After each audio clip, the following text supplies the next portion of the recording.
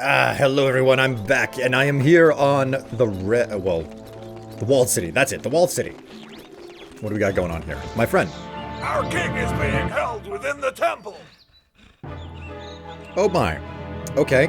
I'm noticing that, they couldn't seem to be bothered to animate the mouth of this Thorntail.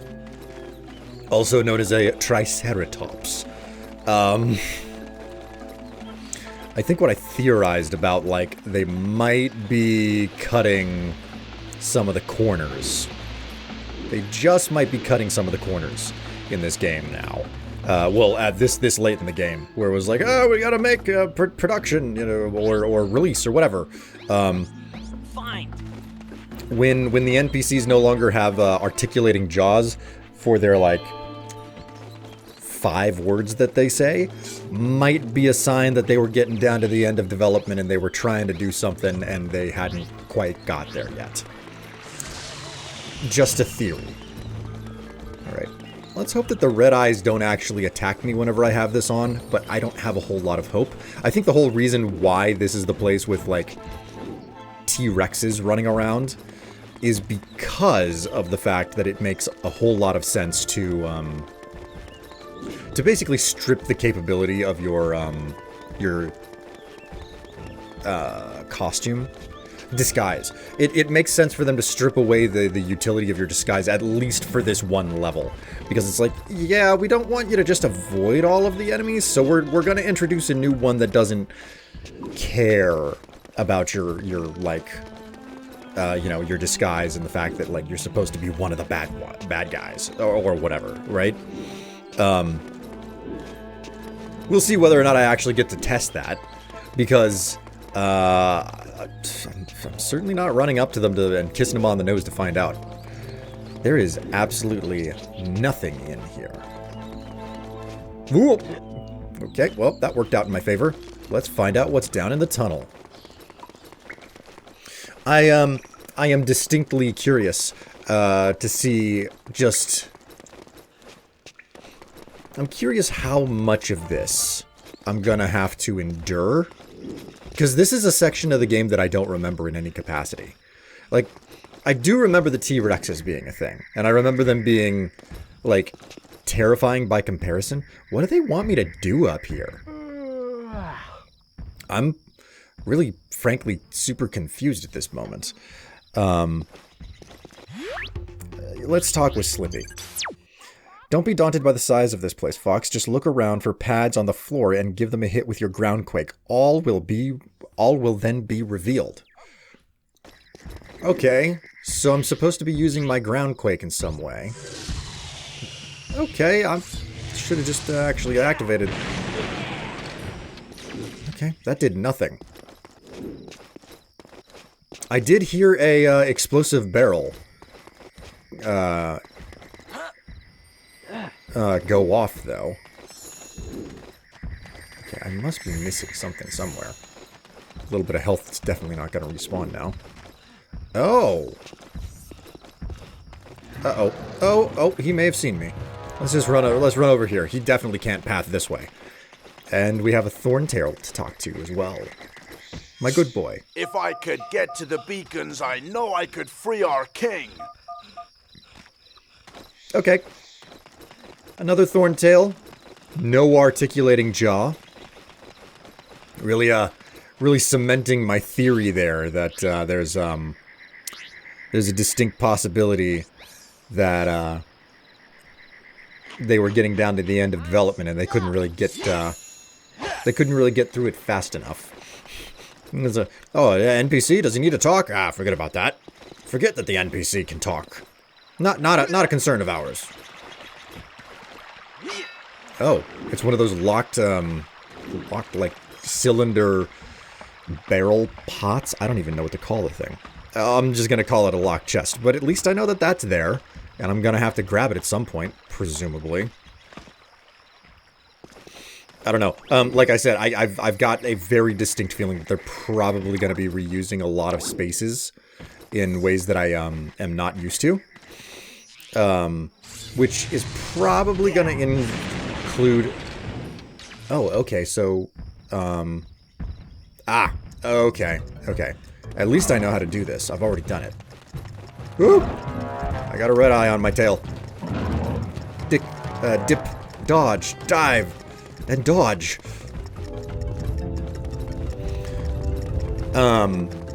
So I'm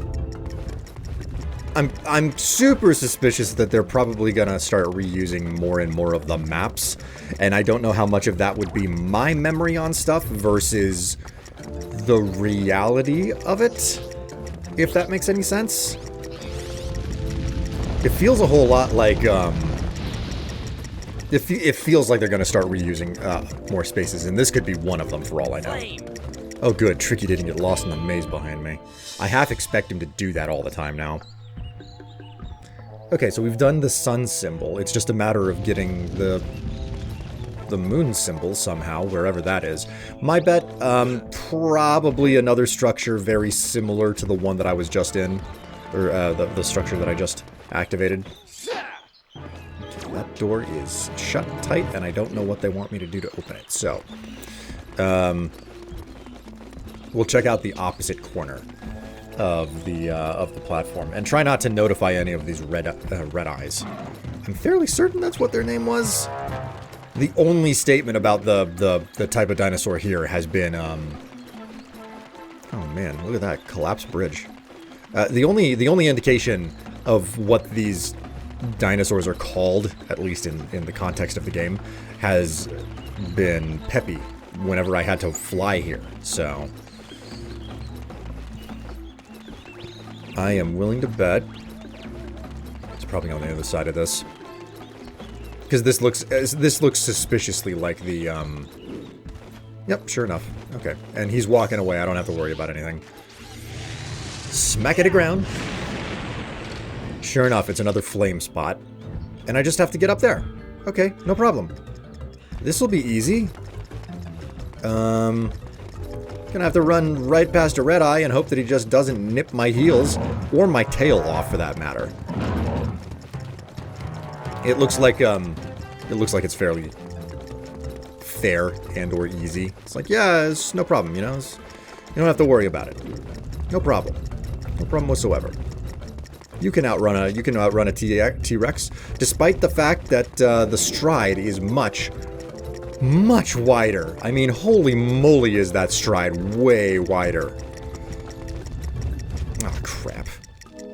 This is a really long climb, man.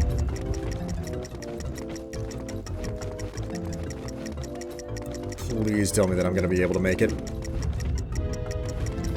Is this it? Yep, here we go. This is the passage. Alright, I have like 20 seconds. I can probably still make it. Ooh. I'm gonna be pushing it, though. Don't worry. Alright, Tricky, do your thing. Tricky? Oh, God. Oh, no. Am I gonna lose because Tricky... That useless little... crappy AI... Oh, you show up at the very last minute. I hate you, Tricky. I hate you. Gotta do this again. Wait for the lummox to actually lumber out of the way. What do they want me to do? How do they want me to get up there? I mean, I guess I can go around the right side of the temple that's facing me, because it's good enough. Okay, he didn't. I thought he was about to attack me. It's all good. Okay, I'm gonna hope that this works if I take the right side of the temple that's closer to me, instead of going around the wide side. Oh man, come on, leave me be. Leave me be. I gotta keep summoning Tricky, man. I have to keep summoning Tricky. Oh, for God's sake.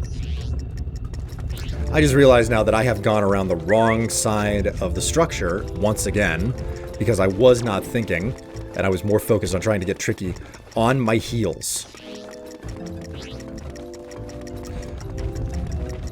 Oh. Okay, right. I have... I think I've just done the wrong thing. Yeah, this just put me around the front. Okay. Well, there's no way that I'm doing it this time. We'll just we'll loop back, and, we'll figure out, we'll do this again. We'll give this another shot, yeah? I mean, what's a twice failure, right? What's a twice failure? Not a problem. I'm professional. I'm professional. I'm skillful. I'm capable. I know what I'm doing. I haven't misplaced Fox's tail whenever I wasn't looking. To suggest that I could do such a thing is foolhardy and irresponsible, because I am a professional YouTuber. Which is the reason why I started a secondary YouTube channel, to do this type of stuff, because I didn't want to show off my exceptional skills to people on the channel that I built from the ground up the hard way, you know, on the other side of the internet. That actually gives me a major boost to all of the views that I could possibly get.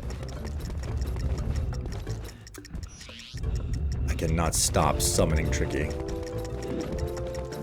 Come on, you four-legged... Oh, hey, check this out. I didn't realize that it did that.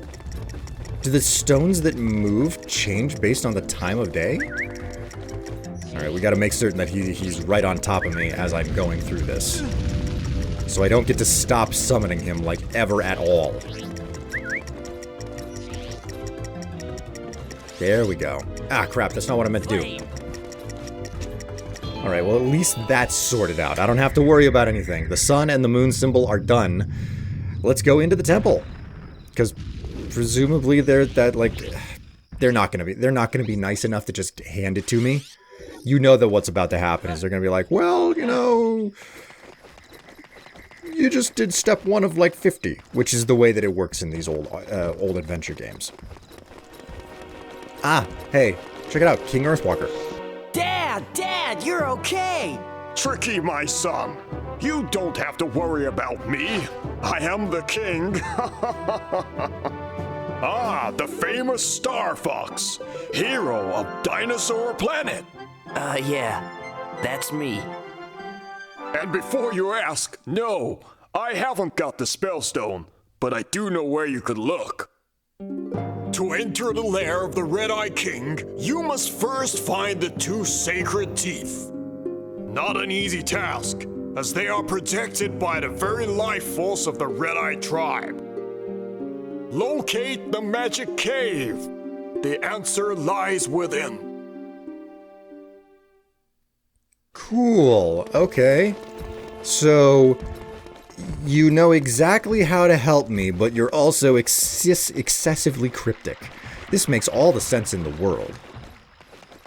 What's the story, my, Look for other Earthwalkers. They will guide you on your quest. Thank you. Thank you very much, my unarticulated jaw friend. Thank you very much, my friend who has no articulating jaw. I was trying to figure out how to say that in a sensible manner. Of course, I've completely botched it. Don't worry. Golly, there's a lot of Bafmadas hanging around here that they're just kind of throwing at me. They're like, oh, obviously, you're about to drop dead, right? You're totally gonna drop dead. That's one of the reasons why we have to give you, like, revivals everywhere. My best reaction to that is, okay, I guess. I'm assuming they want me to come up here to find something. Ooh. Okay. A place for a moonseed? Whoops. Oh, no, okay, not a moonseed. I guess then we'll do the bomb flower. Well, I haven't done this in a hot minute. I mean, for something that played such a critical and pivotal role at the start of the game, it certainly faded into the background. I'm not complaining, especially with how few of those things that I can carry. Okay, if this is a grotto, there's no way that this is just an energy upgrade, right? This has to be a power. Yeah, this is a power, alright. What have we got coming to us this time? I can't imagine what it could be. It feels like they're running out of ideas for what to do with this staff. You have collected the Super Groundquake. With its upgraded power, the Groundquake will now knock over even larger bad guys. Oh. Okay. They really have run out of ideas. It's just like a powered up version of something I've already got. That's fine, I guess. We'll go ahead and equip that, because clearly what they mean by that is... Wow. Okay. What they clearly mean by that is they want you to use the superior Groundquake to dispatch the large red eyes, or Tyrannosaurus Rexes. Is it Tyrannosaurus Rexes or Tyrannosaurus Rexes? I don't know. You keep begging to play all the time, Tricky, and I've never seen anything meaningful happen whenever I actually take that ball and huck it around. I'm not tossing the pigskin for you, all right? Or I'm sorry, I'm not tossing the synthetically modified bouncing substance. Has anybody ever heard that term before? The old pigskin? Like it was a term that my father and like my grandfathers, like they would use it. They'd talk about it all the time. Something else that they would always talk about was a medicine ball. Never understood why they called it a medicine ball. It's basically just a large lump. It's a ball, but it's like a lump of iron. I still to this day do not know where it got its name from. I have the power of the internet at my fingertips all the time, and yet this is one question that has not come to my mind for me to really give a thought to why on earth it's called as such. Okay, so they're still hiding some sort of power, because these boxes here, I saw them down in the dungeon of the Cloud Runner Fortress, and I couldn't interact with them then. So they keep showing up, which means that there has to be some sort of power that allows me to modify them or use them or whatever. Oh, okay, so this is a life force door. That means that I have to actually eliminate all of the... Okay, so that door is still closed. I have to eliminate all of the red eyes. Or the T-Rexes, as it were. Oh, hey, wait a minute. I did not see you until just now. Come here, my friend. I'm gonna shoot you. Ooh, nope, just hit it. Come on. There we go. Oh. A torch near the Arwing. The secret of the river can be found amongst the leaves. Okay, so the secret of the river is found amongst the leaves. I guess there's more than one switch then. Where exactly that switch might be, I don't know. I mean, what do you think the chances are that they've actually put a second switch inside of the tree here? Pretty slim if I had to make a guess, but, you know, it's always possible, I suppose. You know, something that's actually got me curious here is, how good is it whenever video games do what Star Fox here is doing? Or, you know, at least do it a little bit better. I feel like we've kind of hit a major turning point in regards to game development, because Nintendo can be a bit of a controversial organization because of the way that they treat games, the way they bring lawsuits, etc. I know several people who absolutely hate Nintendo and will not own their consoles because Nintendo is a, quote, bad company. This is a sentiment that I've heard time and time again, okay? I hear that, and every single time my response is, I don't think that they're a bad company. I just think that they can be a little bit ridiculous with how litigious they can be from time to time. But more importantly than that, I think that they're a lot better than a lot of other companies out there that make video games, like, say, EA, or Ubisoft, or Blizzard at this point.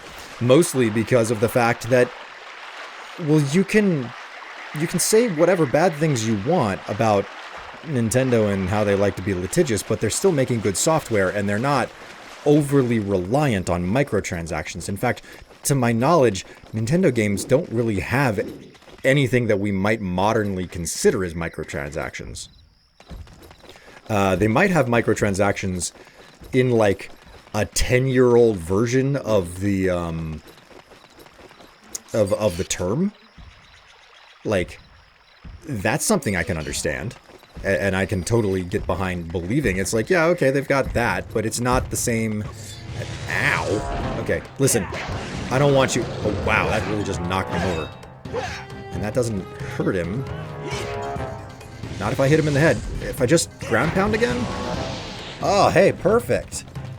Alright, let's grab a little bit more, well, let's just take care of this guy first. Well, they just love trying to bite my hide. Well, this just chafes my chips. Stop that.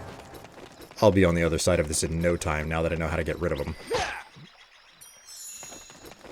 Anyway, the entire point of why I brought this whole thing with Nintendo up is this is a style of game that you don't really see made anymore, right?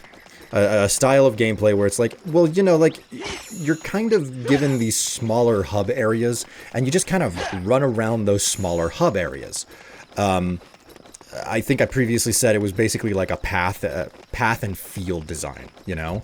A lot of the older games basically were built on that. Zelda was built on that before it went full open world. Excuse me, I hiccuped in the middle of talking there. So, you know, the path and field design is great, but it's very much so an old style of game design. You don't really ever see it anymore. And it feels like with the Nintendo Switch 2 that Nintendo has basically, they've finally crossed the Rubicon. All right, there we go. I got the door open. They finally crossed the Rubicon, right? They've reached the other side of the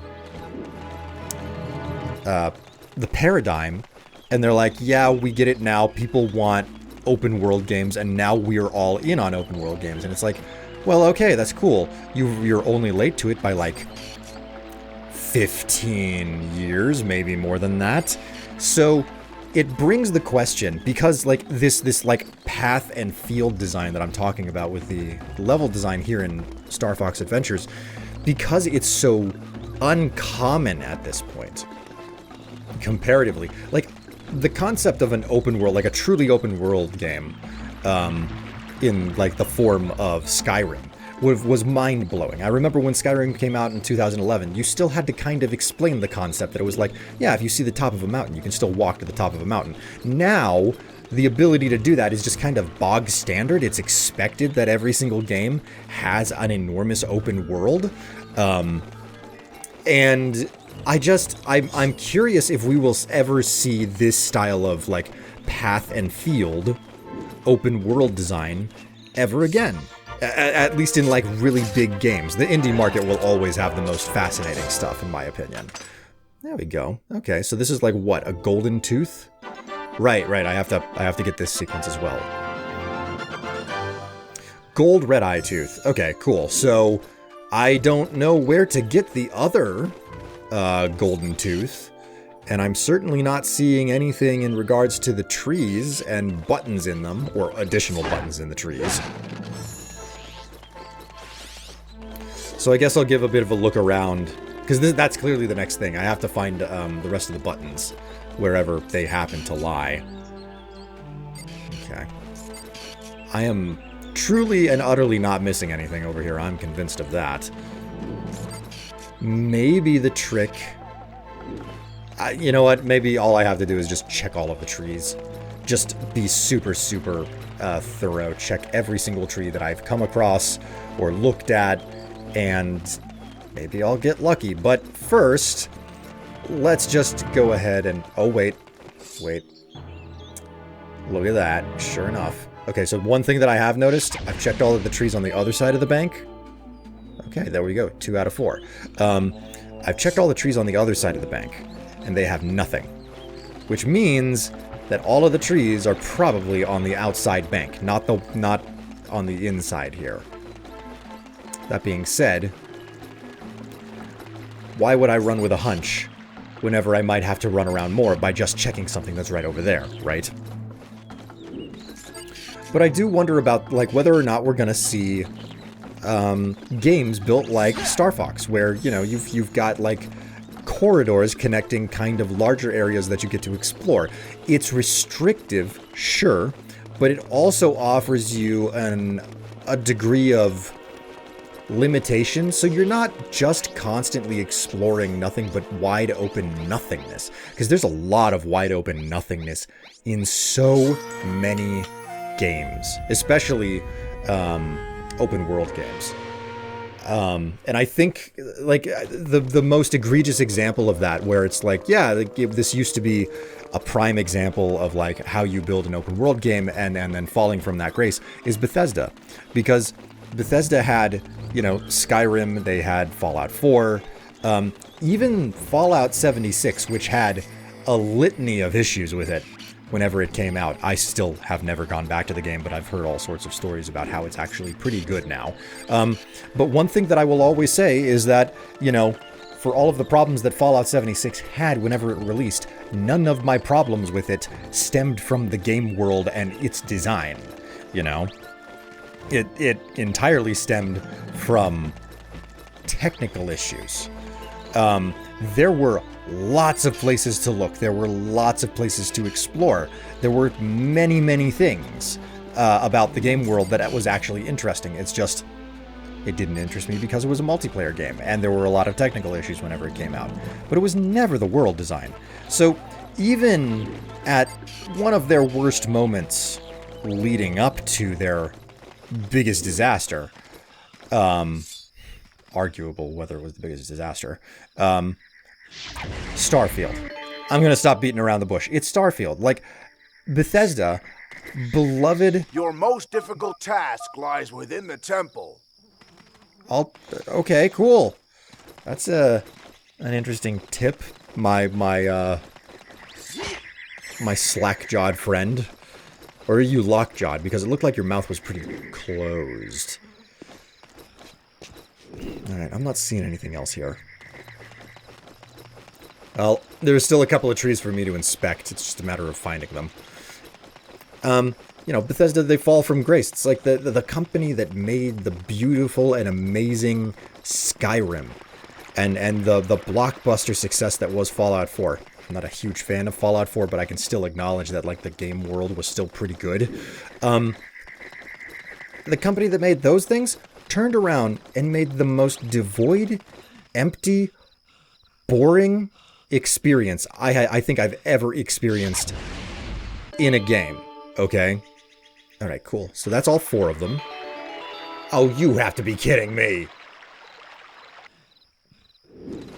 Alright, I have a jumping puzzle to do now. Or is it a swimming puzzle? Okay. I'm gonna have some fun with this, I suppose. See how it turns out. Oh, come on. Okay, so I have to get myself to the other side of the river as fast as I can. I'm enjoying myself. I'm having fun. Let's see whether or not this is possible. So, like I think about the world design that we have here in Star Fox Adventure, right? How it is open, but it's still restrictive enough where you're not getting lost. You're not like, I don't know where I'm supposed to be. I don't know where I'm supposed to go. I'm not overwhelmed. And more importantly, as a lot of the open world games have started to move, it's not a situation of like there's nothing to do in the world either, right? The restrictiveness is a really important aspect of how this game is designed. It's like, yes, you need to have restriction so that the game moves along properly. And I think that that's a certain aspect of game design today that has more or less been lost in some capacity. It's like, yeah, no, we don't really have a lot of structure because we give the player the maximum amount of freedom at all costs. Oh, am I gonna make it? Oh, jeez. Oh, jeez. Oh, okay. This is gonna be the other tooth. And is this just gonna put me into the temple? Because if that's what it does, like, I'm not gonna complain if that's what it does. Just put me into the temple, right? Silver Red Eye Tooth. Alright, cool. So we got the gold tooth, we got the silver tooth. So I wonder if the pendulum will eventually at some point swing back the other way. Of course, this is in regards to, like, the larger developers. You can go ahead and talk about indie as much as you want, and I'm going to be honest, in the indie scene is mostly where I play video games these days, because there's actually novel and interesting ideas for, like, gameplay mechanics happening in the indie scene, you know? Never did I think I would want to play something like Power Wash Simulator, a job that is literally just doing a job, but, you know, only the indie scene would produce something like that, and there's something soothing about that. All right. Okay, so we're going down into the bowels. Right? Oh my. Okay, this looks familiar. I seem to recall this. Ay, you didn't even hear the door closing behind you? That was stone on stone.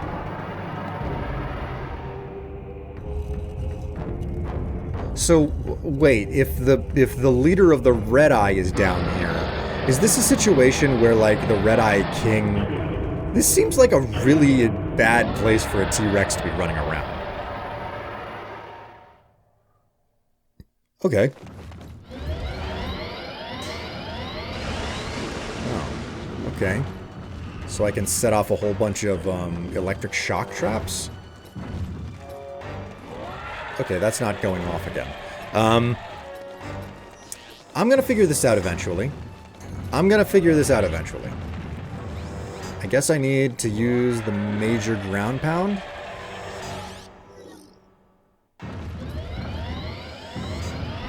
I may have done that a little bit too late. Oh, jeez. Oh, jeez. Oh, jeez. Okay. Okay, it was a little bit forgiving. It's given me some space and some time. Okay, so,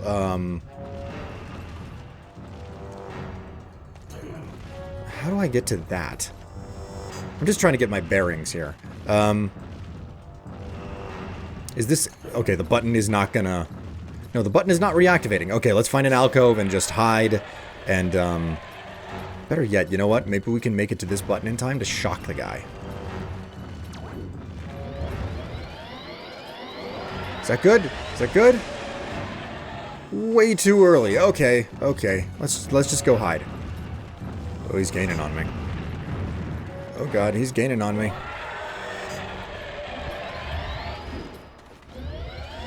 Ooh, hit him, hit him, hit him! There we go. Okay, whack him. Okay, that didn't do anything. That did absolutely nothing. Oh, okay. Let's go ahead and hide. Hello? Ooh, okay, I ventured out and now he's following me. Ah! No! Ow. Okay, well... That's fine, I guess.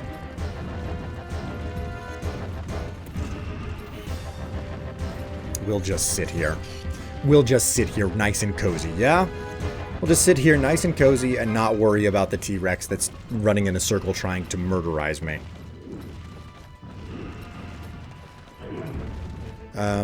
Well, the button there is broken, so I guess I'm not going to bother with that. It does appear that he may have seen me, though. Which is not good. Nope, that's too soon. That's too soon. Now! Come on. Oh, it did work. Okay, it did work. Let's try to shoot him in the gem. Wait, is that the Spellstone? Slippy. You might think he's too big to defeat, but bring him down to size with an electric charge, then stand on those floor pads, giving him a headache with a loud explosive bang. Okay, so stun him with the electric pads and then huck an explosive at him. Not complicated. All right, I just have to wait for him to finish chasing around the maze. This should be easy. It should be easy. Watch, it will not be easy. I'll be here forever.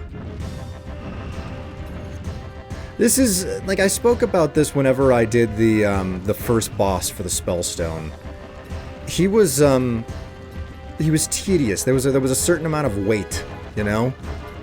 And there's a not insignificant amount of that here as well. It's like, yeah, all you gotta do is just stand and wait until he's in the right place. You can tell that I'm here. You can tell that, yeah, you get angry about that. He's not smart enough to reach into the alcove, so I'm not gonna complain. Okay, so, like, is this button still working? Okay. So if this button is still working, I can shock him, but what about the barrel? How do I...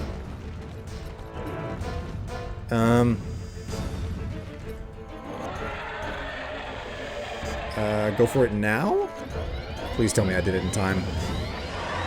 Okay, it did work. It did work. Okay. Now, how do I get the barrel out to hit him? Can I do this again? That doesn't seem like a good thing. Okay, yep, I'm sorry, sir. Enjoy your, Nope, okay, that's fine. Ooh. Alright, I guess I'm just not being smart enough here. Oh, come on, let me use my... Okay, it's not gonna let me. It's just straight up not gonna let me. That's fine. I have some growing pains here. I do not remember everything about how to take this boss on.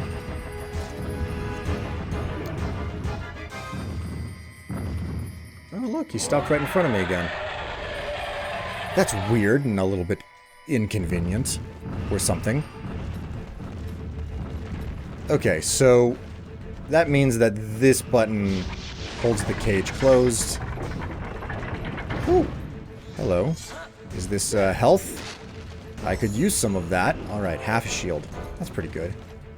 Okay, and he's totally not going to be able to work this way, so I gotta go for the next one.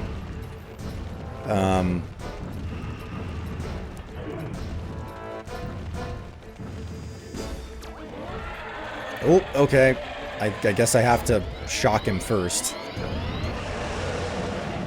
Okay, and then we gotta open up the cage. Just spray and pray, baby. Spray and pray. Can we get this? Okay, that didn't work. And at least I have this to hide on. Just wait for it.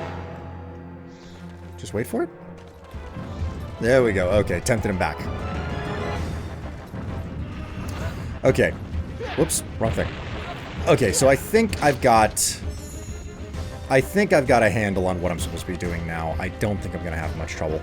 The whole thing about having game worlds built fundamentally around,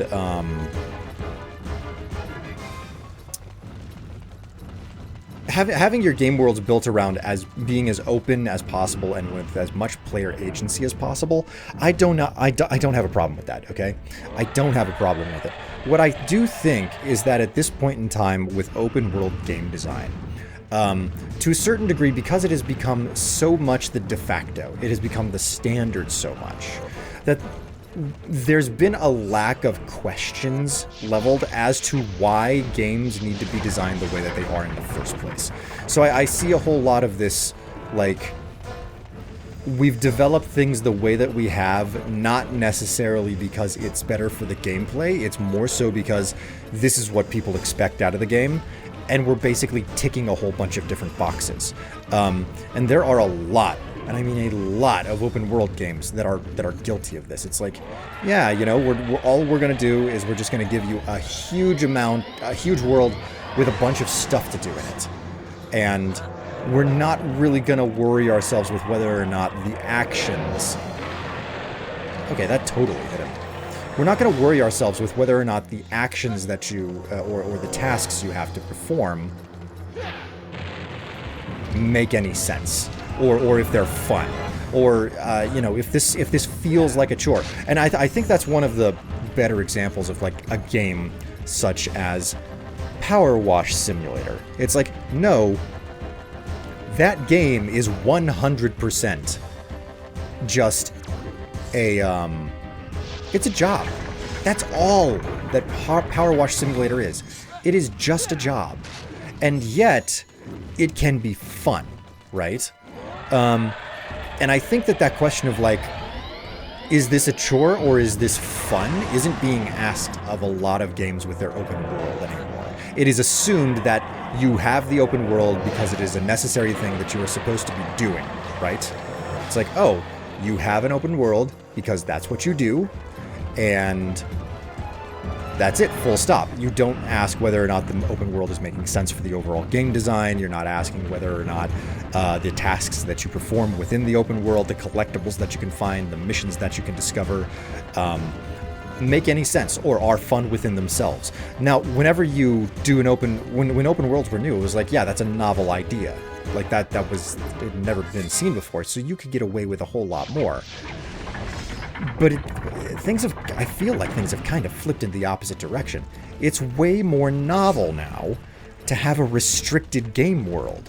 And I think to a certain degree, you see a whole lot of this with Capcom and the Resident Evil series. That a really good example. The Resident Evil games are highly... Am I gonna get... Okay, it actually hit him. It actually hit him. I don't think I'm going to be hitting him with the barrel, though. Spray and pray. Spray and pray. Spray and pray. He is on his feet. Woo!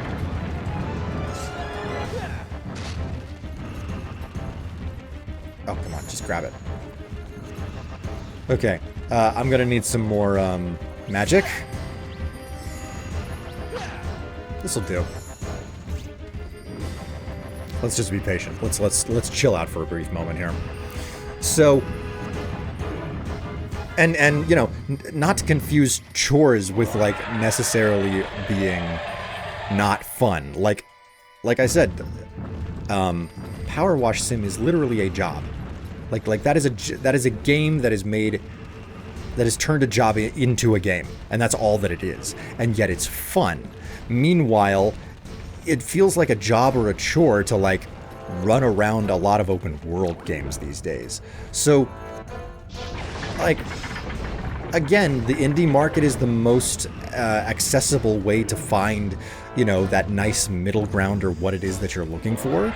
And I found a lot of that in the indie market. I'm not complaining in any capacity. I'm not saying it doesn't exist. I'm just curious what the larger market will do at some point, you know? Okay, I get the feeling that didn't actually hit him the way that it was supposed to. And I'm saying that based on the fact that the camera rotated awkwardly. So, I don't know. I mean, the Red Eye battle here is another example of the fact that I think that the boss battles in Star Fox Adventures are tedious. Like, again, I like this game. I think it's good, but liking a game and thinking it's good is not the same thing as thinking that when did you learn how to turn around in this tight space?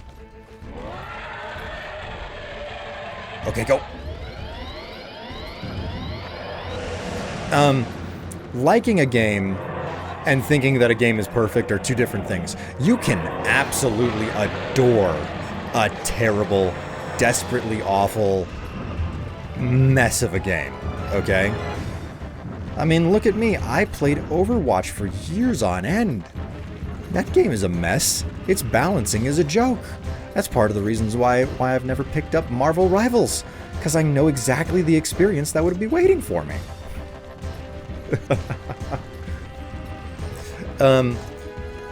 There's also something to be said about, like, just respecting people's time with the amount of busy work that's built into a game. Let's go ahead and open this just in case he decides to turn around. He didn't turn around. He definitely didn't turn around. And he is going to catch up to me before I can open this gate over here, probably. Like I said. Go for it now. Be lucky if he doesn't hit me. Okay, cool. Well, I stunned him. I don't know that it matters anything, though. It appears that, like, only 2 of these cages can be open at a single time. Yeah, sure enough. He's getting up really fast. So, like, that's another aspect of, like, open world games. I feel like they're not interested in respecting the player's time. I don't know how many of you feel this way, but like whenever I walk into an open space, I have the completionist attitude. I want to grab everything. I want to do everything. And it's impressive when a game lets you do that, still respects your time, and yet after years of having played the game, you still keep finding stuff that you didn't know about. Skyrim, I am still learning things about Skyrim that I didn't know about, because there are so many things so well hidden. You know what? Maybe I've... Okay, that's open. That's open. That didn't work the way that it was supposed to. Whoop. Okay, well I didn't trigger this off, so let's give it another shot. So, you know, like the game world and the gameplay, they need to match. They need to be put under interrogation, basically. Why do you have an open world? Does the open world serve a purpose? Do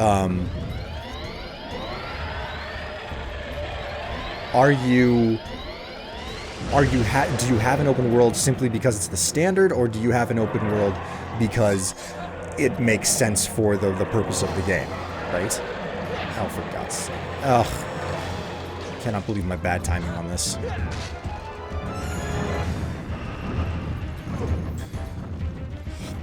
I wasn't supposed to eat the tail there.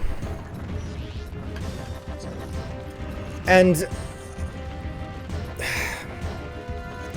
to see the way that the open world game has basically fallen from grace, how we are in a situation where a lot of open world games don't have an open world that has been intensely interrogated for its purpose and whether or not it's doing what it's supposed to do.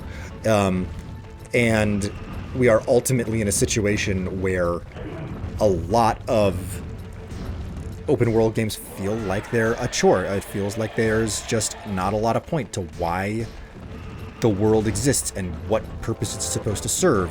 And I think nothing is a better sign of that fall from grace, if you will, than Bethesda.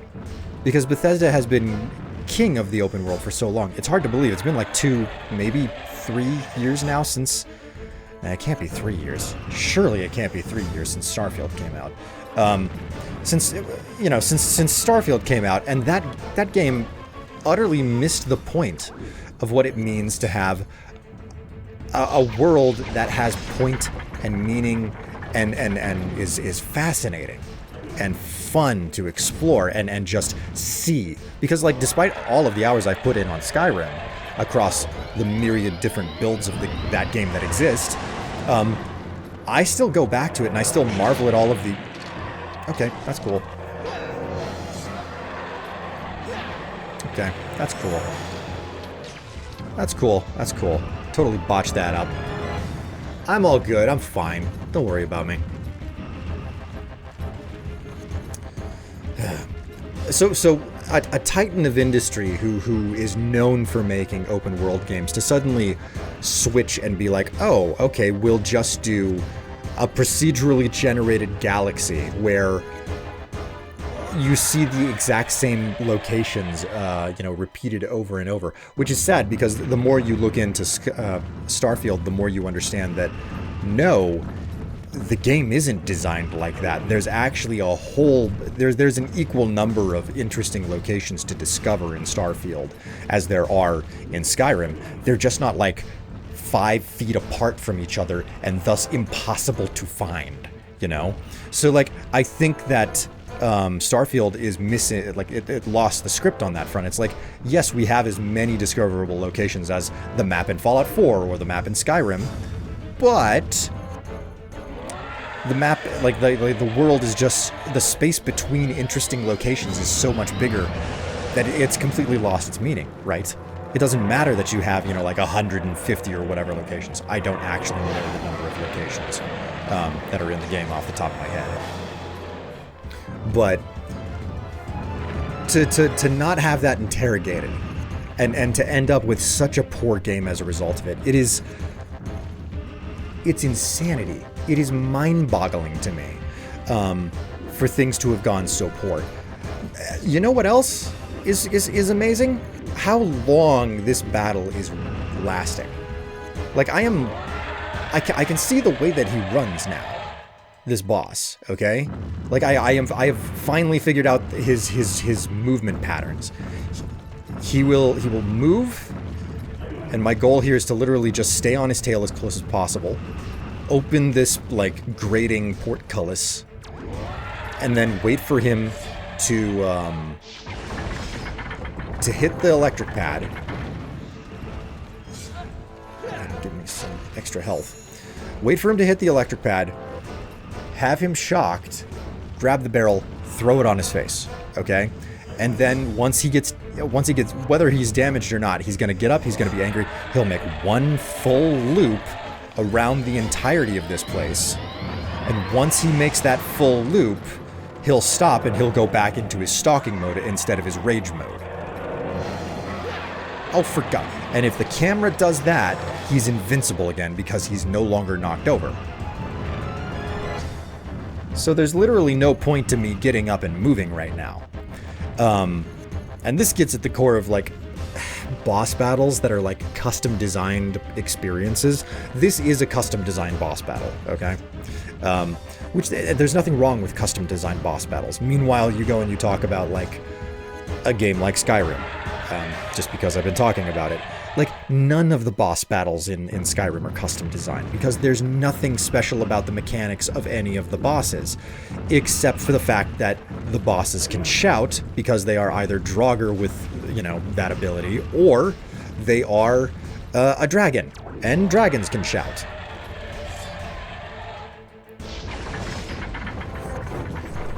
This is taking for freaking ever, man. So, in the likes of Skyrim, you end up with these challenges where you're in a boss battle, and it kind of boils down to numbers of who's stronger and who has better equipment, because there's nothing complicated about the mechanics. It's all about just the numbers behind the primary combat system. Meanwhile, you get a game like this, it is not about numbers. It is about sequence, it's about, like, purpose. Oh, forgot. I think that just missed him. I think he stood up just as it was about to hit. Meanwhile, in this game, it's not about numbers. It's about sequence and how you do things. You know, like it's like, okay, he's been stunned and or attacked. Now he's got to get up and he's got to do his rage rampage. And now I have to wait for him to finish that lap. And a game like this, well, a boss battle like this that's so custom designed around very specific and particular mechanics. This results in you being stuck in a waiting mode. And I've talked about that previously. Like, one of my favorite games ever is Luigi's Mansion 3, but the boss battle of Luigi's Mansion 3, well, all of the boss battles in Luigi's Mansion 3 are waiting games, because they are designed around this. They're like, yeah, like, it's a restrictive game. It's designed around very specific mechanics. What you're supposed to, like, you do those mechanics, you wait for your time, you press the right buttons at the right time type situation, as opposed to, you know, Skyrim, which unfortunately boils down to who has better numbers. And then, of course, there's always the third option, which is basically what Soulsborne games do, which is the boss has to have their weakness forced open, you know? Okay, that didn't hit him either. Golly, this is taking a long time. I think that the boss battle is now actually more than half of the episode. So all I'm doing is sitting and waiting. For the vast majority of this, I've been sitting and waiting because I haven't been able to hit the Sharp Claw's face in time. Or maybe I have been damaging the Sharp Claw? No, that's not a Sharp Claw. Red Eye. The T-Rex. I haven't been able to hit it in proper time because it's getting up too fast. And I don't know what the solution to that is. You know what? Let's just try it again. I mean, that's all that I can do. That's all I can do. Just wait for the guy to come back around, shock him at the right moment, and then hope that I can actually get the barrel on his head before he comes for me. So, like, it's a game of give and take, because in these, like, in games where you don't have the capacity to really develop your character, that's an... Okay, I think that one actually hit it. Like, in games where you're not allowed to develop your character, because I'm not developing Fox in this game, right? I'm just unlocking the abilities that I'm supposed to have at the moments in the game where I'm supposed to have them. As opposed to, like, if you go and play Elden Ring, or a Skyrim, or an Oblivion, or something like that, you get to develop your character completely out of sync with the boss battle. Actually, this was something that was pointedly discussed by the developers of Dying Light. The final boss battle in Dying Light is nothing but quick time events, which was really disappointing. And the developers spoke at length about that, about why they chose to do that, because they couldn't figure out how to make a balanced final boss battle in an RPG when you didn't know what skills people would have unlocked by the end of the game, because it's an RPG, and what skills people will have unlocked, like not only how much experience anybody has gained in any particular skill tree. Let's see if this works better. Carrying the barrel with me. I should have been doing this the whole freaking time. So, there was this... Please, shotgun time. Please, shotgun time. I cocked that up. Oh, jeez. Okay.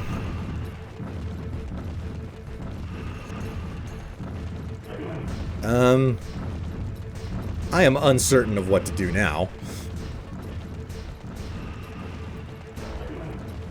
I've lost my sync, I've lost my cadence. These shock pads are remarkably close to the actual shock zone, too. Let's see if we can do this in time. Okay, line it up. But with Dying Light, the developers were specifically speaking to the fact that they were like, yeah, we don't know what skills you're gonna have when you reach the final boss battle, so that's why we chose to go with a quick time battle, because it was so ridiculous to try and hope that we would. Oh my God, it worked! Finally.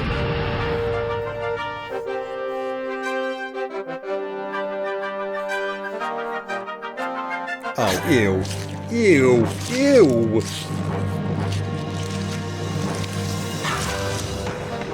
That's just nasty. Yuck.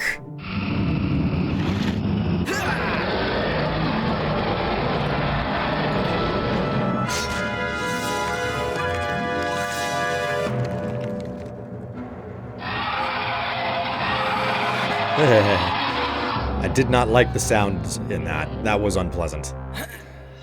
Alright, well that was a boss battle that took way too long.